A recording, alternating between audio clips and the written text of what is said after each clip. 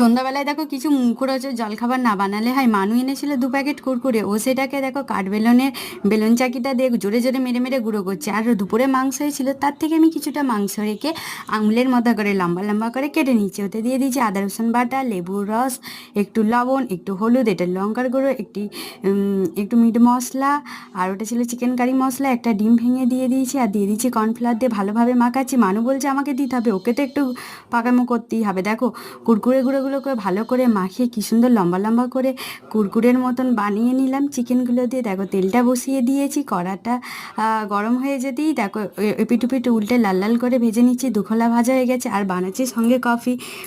সসপ্যানে দুধ আর চিনি দিয়ে ফুটিয়ে উঠতে দেখো ঢেলে নিচ্ছি। তারপরে দেখো কুরকুরেগুলো ঠান্ডা হতেই কুরকুরের প্যাকেটে করে নিয়ে নিচ্ছি, পুরো যেন কেনা কুরকুরের মতো। আর ওতে একটু কফি দিয়ে দিয়েছি, বানিয়ে নিচ্ছে 3 কাপ কফি আমাদের 3 জনের জন্য। জাস্ট খেতে ওয়াও হয়েছিল। তোমরা এইভাবে সন্ধে বানিয়ে দেখো। ভিডিওটা ভালো লাগলে চ্যানেলটা সাবস্ক্রাইব করো, লাইক কমেন্ট শেয়ার করো। খেতে সত্যি